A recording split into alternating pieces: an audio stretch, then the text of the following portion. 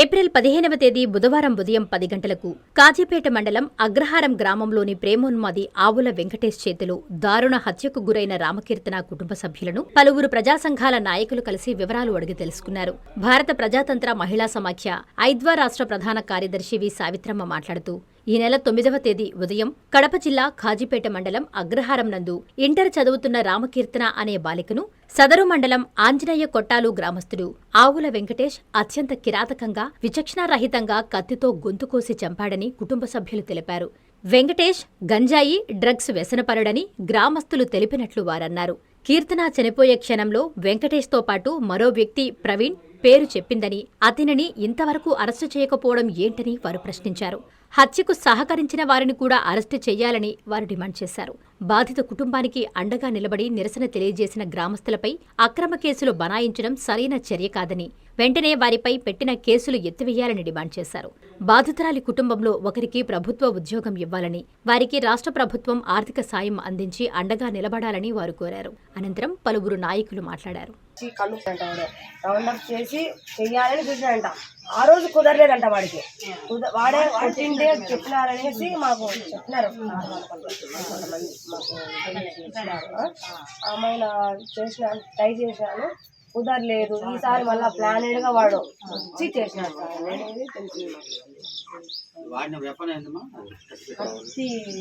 వెళ్ళి సార్ వాళ్ళు మనకి చూపిలే, సార్ వాళ్ళు తీసుకువెళ్ళి లేదు లోపలికి వెళ్ళి వాళ్ళు తెచ్చుకున్నాడు. లేదంటే ఎట్టనో మన దగ్గర తెలియదు సార్ గారు.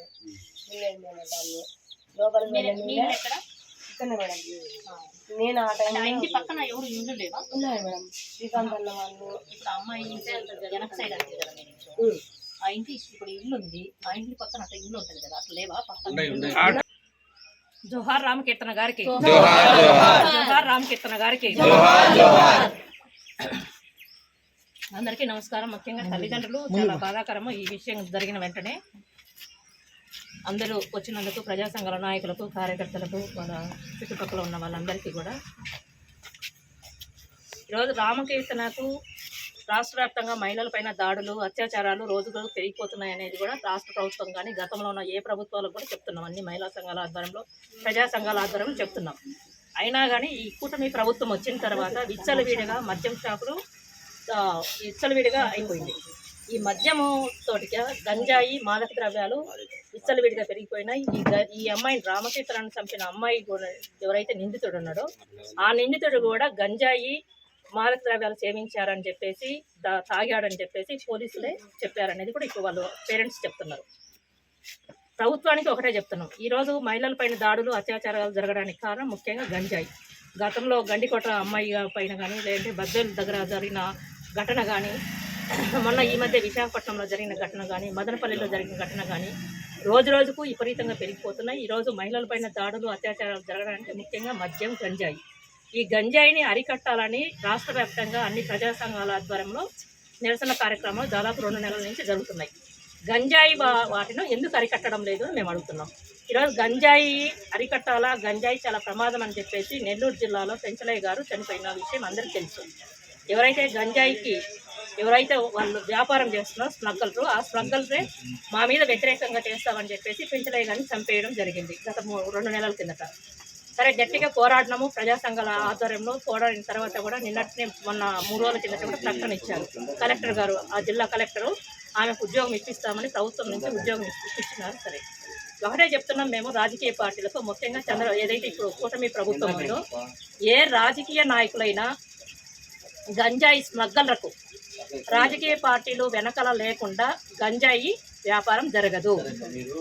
అందుకని మీకు ఏదన్నా ఏమాత్రం చిత్తశుద్ధి ఈ రాష్ట్రంలో మహిళలపైన, అమ్మాయిలపైన ఏమాత్రం చిత్తశుద్ధి ఉంటే కనుక ఎవరైతే స్మగ్గళ్లకు, గంజాయి స్మగ్గళ్లకు అండగా ఉన్నారో మీ పార్టీ నుంచి బహిష్కరించండి. మేము ఒకటే విజ్ఞప్తి చేస్తున్నాం. అలాగే మీ పార్టీలో ఎవరైతే ఎమ్మెల్యేలు కానీ లేదంటే ప్రజాప్రతినిధులు ఉన్న వాళ్ళని ఆ ప్రజాప్రతినిధి నుంచి కూడా తొలగించాలి. ఇప్పటికైనా ప్రభుత్వం ఆలోచించాలి. గతంలో ఇది జమలమడుగు ఎమ్మెల్యే వాళ్ళ కుటుంబంలో ఉన్న వాళ్ళు కానీ హైదరాబాద్లో మొన్న ఈ మధ్య కాలంలో పుట్టా మహేష్ దొరికాడు. గంజాయి పక్కాగా దొరికినారు. మరి ఏం చేశారు ఇంతవరకు? పుట్టా మహేష్ని ఏం చేశారు? ఈరోజు ఈ గంజాయి మాదక ద్రవ్యాలను మద్యం అరికట్టకుండా మహిళలపైన ఇలానే కొనసాగుతుంది. ఈరోజు రాష్ట్ర ప్రభుత్వం చేసేది నేను మహిళలకు అండగుంటాను, నా తోడబుట్టిన వాళ్ళు ఇలాంటి మాటలు కట్టిపెట్టి ఇప్పటికైనా ప్రభుత్వం పునరాలోచించి వీటన్నిటిని కూడా కట్టడి చేయాల్సిన అవసరం ఎంతైనా ఉంది. వీటిని కట్టడి చేయకపోతే మహిళలపైన కానీ మా అమ్మాయిలపైన కానీ చాలా దుర్మార్గంగా జరుగుతాయి. రాబోయే కాలంలో కూడా చాలా ఘోరంగా జరుగుతాయి.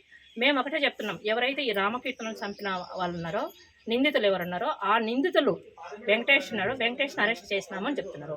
వెంకటేష్ ఒక్కడే కాదు, అమ్మాయి మరణ వాగ్మూలం ఇచ్చింది. వచ్చిన పేరెంట్స్ 11 గంటలప్పుడు ఇంటికి వచ్చిన తర్వాత వాళ్ళ నాయన ఎత్తుకునేటప్పుడు నన్ను ఇట్లా చంపేస్తున్నారు అని చెప్పిన తర్వాత ఎవరో పక్కన ఇంకొకడు ఉన్నాడని చెప్తున్నారు. నవీన్ అనే వాళ్ళు ఉన్నారని అమ్మాయి, ప్రవీణ్ అనే ఉన్నాడు.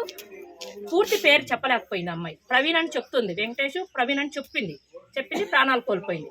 ఆ ప్రాణాలు పోయిన వాళ్ళని కూడా ఎక్కడున్నాడో కూడా వాడిని కూడా, ఆ నిందితుడిని కూడా ఎవరైతే ఈ వెంకటేష్ అంటే వాడిని కూడా పట్టుకొని వెంటనే వాడిని అరెస్ట్ చేయాలని ఐద్వా రాష్ట్ర కమిటీ ప్రజా సంఘాల తరఫున రాష్ట్ర ప్రభుత్వాన్ని డిమాండ్ చేస్తున్నాం. అలాగే ఇప్పుడు పోలీసులు కూడా చాలా నెగ్లిజెన్సీగా ఈరోజు వ్యవహరిస్తున్నారు. అందుకని దయచేసి పోలీసులకు కూడా విజ్ఞప్తి చేసేది అంటే ఇలాంటి కేసులు పునరావృతం కాకుండా, ఇలాంటివి పునరావృతం కాకుండా ఉండాలంటే మహిళలకు న్యాయం చేయాలి. మహిళలకు న్యాయం చేయకుండా ఈరోజు చాలా మంది పోలీస్ స్టేషన్లకు పోతున్నారు న్యాయం చేయాలని. ఒక రకంగా భయభ్రాంతులకు గురి చేస్తున్నారు. ఎక్కడ చెప్పుకోలేని పరిస్థితుల్లో పోలీస్ స్టేషన్కి వెళ్తే వాళ్ళకి న్యాయం చేయాలని మేము అడుగుతున్నారు. అట్లాంటి వాటి అందుకని పోలీసులు కూడా నిష్పక్షపాతంగా వ్యవహరించాలని కూడా ఈ సందర్భంగా తెలియజేస్తున్నాము.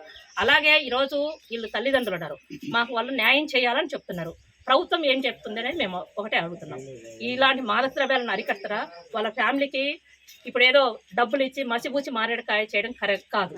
డబ్బులు ఇచ్చి ఏదో 10,000 20,000 ఇచ్చి ఆడి చేతులు దులుపుకోవడం. ఇలాంటి మహిళలపైన చిన్నపిల్లలపైన దాడులు జరగకుండా ఉండడానికి మీరు ఏం చర్యలు తీసుకుంటారు? అందుకే మేము హోంశాఖ మంత్రిని కూడా అడుగుతున్నాం. ఈరోజు అత్యాచారాలు ఆంధ్రప్రదేశ్గా తయారవుతుంది, కానీ మహిళా హోంశాఖ మంత్రి కూడా ఉండి ఇట్లాంటి జరగకుండా ఉండడానికి ఏం చర్యలు తీసుకోవాలా?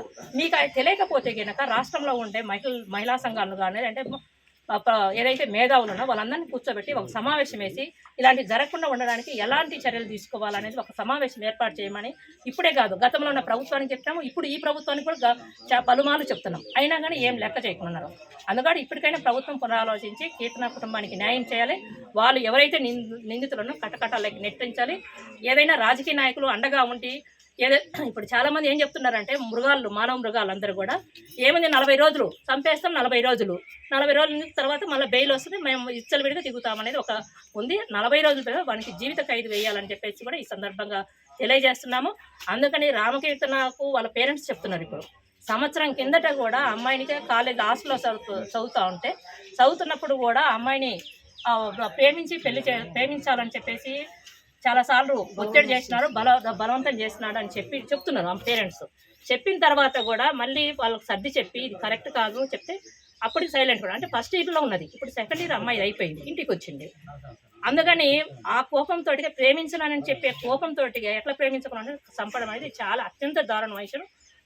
ఇష్టం ఉంటే ప్రేమిస్తారు, ఇష్టం లేనప్పుడు ఏం చేస్తారు? అంటే నీకు ఇష్టం లేదు కాబట్టి, నిన్ను ఇష్టపడలేదు కాబట్టి మీరు చంపేస్తారా? కాజీపేట అగ్రహారంలో ఉన్నటువంటి మాది చేతిలో హత్య కాబడినటువంటి కీర్తన తల్లిదండ్రులను, వాళ్ళ తోడుబుట్టులను, వాళ్ళ బంధువులను కలిసి జరిగినటువంటి సంఘటన వాస్తవాలు విచారించడం జరిగింది.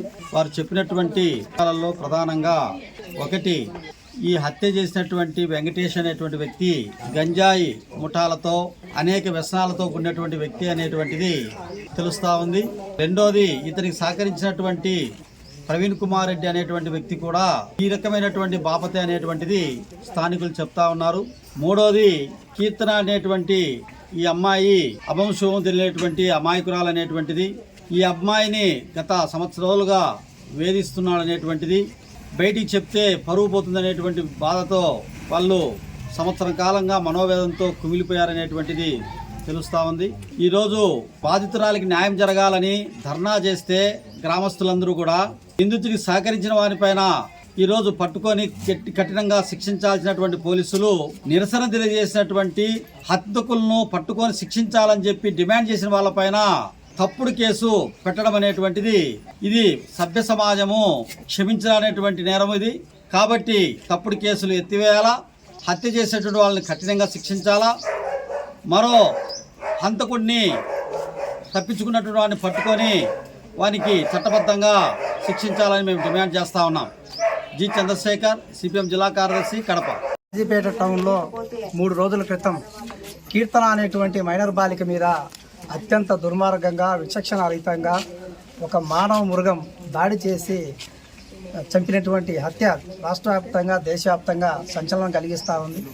ఈ నేపథ్యంలోనే ఉభయ కమ్యూనిస్టు పార్టీల మహిళా సంఘాలు, విద్యార్థి యువజన సంఘాల ఆధ్వర్యంలో ఈరోజు ఆ కుటుంబాన్ని పరామర్శించడం కోసం ఇక్కడ రావడం జరిగింది. ఈ నేపథ్యంలో కుటుంబ సభ్యులు, గ్రామస్తులు చెప్పినటువంటి మాటలన్నీ వినడం జరుగుతుంది. ఈ నేపథ్యంలో మేమంతా కూడా ఒక నిర్ణయం రావడం జరుగుతూ ఉంది. అది ఏంటంటే ఈరోజు పోలీసులు వ్యవహరిస్తున్న తీరు అత్యంత దుర్మార్గకరంగా ఉంది. పోలీసుల యొక్క వైఖరి, వాళ్ళు చేపట్టేటువంటి విచారణ అనేటువంటిది సరైన పద్ధతిలో జరగటం లేదు, లోతైనటువంటి స్థాయిలో జరగటం లేదు. నిందితుల్ని తప్పించేటువంటి ప్రయత్నంలో భాగంగా ఇవి జరుగుతున్నాయనేటువంటి అనుమానాలు అనేకం కలిగిస్తూ ఉన్నాయి. వెంటనే ఉన్నత స్థాయి అధికారి దీని మీద చర్యలు చేపట్టి లోతైనటువంటి విచారణ. ఇప్పటికి గత 3 రోజులు అయిపోయింది విద్యార్థిని చనిపోయి. 3 రోజుల కాలంలో కేవలం ఒక నిందితుడిని మాత్రమే అరెస్ట్ చేశారు. అరెస్ట్ చేసిన నిందితుడిని కూడా రకరకాలైనటువంటి కారణాలు చెప్పి ఈరోజు అతని మీద పోలీస్ కాల్పులు జరిపాం కాబట్టి అతను హాస్పిటల్లో ఉన్నాడని చెప్తున్నారు. ఇదంతా చూస్తూ ఉంటే ఉద్దేశపూర్వకంగానే నిందితులు సాగించినటువంటి వాళ్ళను తప్పించేటువంటి ప్రయత్నంలో భాగంగా ఆ కోణంలో ఈ దర్యాప్తు జరుగుతుందేమో అనేటువంటి అనుమానాలు మాకు వ్యక్తమవుతూ ఉన్నాయి. ఎందుకంటే ఎప్పుడో ఉదయం అరెస్ట్ చేసిన వ్యక్తిని నైట్ సమయంలో అక్కడ పారిపోవడం ఏంటి, పారిపోయినటువంటి వ్యక్తిని కాల్పులు జరపడం ఏంటి, ఆ కాల్పులు జరిపేటువంటి సందర్భంలో పారిపోతున్నటువంటి వెంకటేష్ పోలీసుల మీద కత్తితో దాడి చేయడం ఏంటి అనేటువంటిది లోతుగా విశ్లేషణ చేస్తే దొరికినటువంటి నిందితుడు ఎవరైతే ఉన్నారో ఆ వ్యక్తి దగ్గర అసలు కత్తి ఎలా దొరికింది అనేటువంటిది ఆలోచన చేయాలి. వ్యక్తి ఎవరైతే దాడి చేసిన వ్యక్తి ఉన్నాడో దొరికిన వెంబడి అతని దగ్గర ఉన్నటువంటి కత్తిని, అతని దగ్గర ఉన్నటువంటి మారణాయుధాలను పోలీసులు ఎక్కడైనా స్వాధీనం చేసుకుంటారు. ఉదయం దొరికినటువంటి వ్యక్తి సాయంత్రం వరకు కూడా అతని దగ్గర కత్తి ఉంది కనిపెట్టలేకపోయినారంటే ఇది పోలీసు నిర్లక్ష్యమా, లేకపోతే ఉద్దేశపూర్వకంగా పోలీసులు వ్యవహరిస్తున్న తీరా అనేటువంటిది మాకు అర్థం కావటం లేదు. అంతేకాకుండా ఈరోజు రిమ్స్లో అతను చికిత్స పొందుతున్నాడని చెప్తున్నారు. ఎక్కడో కింద మణికట్టు దగ్గర కాలు ఫ్రాక్చర్ అయితే మోకాల వరకు బ్యానెడ్ వేసి అతను అక్కడ ఏం దెబ్బ జరిగిందో, ఏం దెబ్బ తగిలిందో కూడా అర్థం కాని పద్ధతిలో ఫ్రాక్చర్ వేశారు. మరి కాల్పులు జరిపిన తర్వాత ఆ పోలీసులు వాడినట్టు తూట దొరికిందా లేదనేటువంటి కూడా ఇంతవరకు ఎక్కడా లేదు. రెండో వ్యక్తి, అమ్మాయి చనిపోయేటువంటి చివరి క్షణాల్లో చెప్పినటువంటి రెండో వ్యక్తి పేరైతే ఉందో ఆ వ్యక్తిని ఇంతవరకు ఎందుకు అరెస్ట్ చేయలేదు, ఆ కోణంలో ఎందుకు విచారణ చేయలేనటువంటి అర్థం కావడం లేదు. అంతేకాకుండా మాకు న్యాయం చేయండి మహోప్రభు అని చెప్పేసి అత్యంత కిరాతకంగా చనిపోయేటువంటి బాధితుల తల్లిదండ్రులు, బంధువులు, గ్రామస్తులంతా కూడా రోడ్డు మీదకి ఎక్కి ఆందోళన చేస్తే తప్ప పోలీసులు పట్టించుకునేటువంటి పరిస్థితి లేదు. అంటే ఇది కొంతమంది పెద్దల సహకారంతో పోలీసులు నిందితులను తప్పించడంలో భాగంగా చేస్తున్నటువంటి ప్రయత్నం ఏమో అనేటువంటిది అనుమానం కలుగుతూ ఉంది. ఎందుకంటే అరెస్ట్ చేసిన వెంటనే 24 గంటల లోపల కోర్టుకు హాజరుపరచాలి. అలా కాకుండా అతను హాస్పిటల్లో ఉంటే 20 రోజులైనా, 30 రోజులైనా, 40 రోజులైనా కూడా అతన్ని కోర్టుకు సరెండర్ చేసేటువంటి అవకాశం ఉండదు. కాబట్టి ఈ క్రమంలో జాప్యం చేస్తూ కేసును ఇరుగార్చేటువంటి ప్రయత్నం చేస్తున్నారేమో అనేటువంటి అనుమానం కలుగుతూ ఉంది. కాబట్టి పోలీసులు పత్రికల్లో చెప్పేటువంటి దానికి బయట వివరించే తీరుకు ఏమాత్రం పొంతం లేదు. కాబట్టి ఇప్పటికైనా కూడా ఉన్నతాధికారులు దీని మీద సీరియస్గా దృష్టి పెట్టాలి, కేసును సీరియస్గా విచారణ చేయాలి. దీనికి సహకరించిన వాళ్ళను, సహకరిస్తున్నటువంటి వాళ్ళను కూడా మరి ఆ కోణంలో బయలుదేయాలని చెప్పేసి మేము కోరుతా ఉన్నాం. అలా జరిగిన పక్షంలో జిల్లా వ్యాప్తంగా కాకుండా రాష్ట్ర వ్యాప్తంగా కూడా ఈ ఉద్యమాన్ని ముందుకు తీసుకెళ్తామని చెప్పేసి కూడా మేము డిమాండ్ చేస్తా ఉన్నాం. ఉభయ కమ్యూనిస్ట్ పార్టీలు, మహిళా సంఘాలు, విద్యార్థి యువజన సంఘాల తరఫున. జి శివకుమార్, సిపిఎం పార్టీ జిల్లా కార్యదర్శి వర్గ సభ్యులు, Kadapa. Vishwasai JEE topper programme NIT లేదా ఐఐటిలో సీట్ సాధించడమే మీ లక్ష్యమైతే ఆ లక్ష్యాన్ని మీకు మరింత చేరువ చేస్తుంది Viswasai JEE stars elite batch. The salient feature కేవలం 36 మంది విద్యార్థులు కలిగిన లిమిటెడ్ బ్యాచ్. మా అనుభవజ్ఞులైన ఉపాధ్యాయ బృందం, విశ్వసాయి యూనిక్ స్టడీ మెటీరియల్ మరియు మ్యాథ్స్, ఫిజిక్స్, కెమిస్ట్రీలలో 10,000కు పైగా ప్రాక్టీస్ ప్రాబ్లమ్స్ తో step by step salvation, quick problem solving, revision booklet. Viswasai వారి జేఈఈ స్టార్స్ ఇలైట్ బ్యాచ్ లో చేరండి. విశ్వసాయి అంటేనే తల్లిదండ్రుల నమ్మకం, విద్యార్థుల విజయం. Viswasai educational society, Nellore, Tirupati.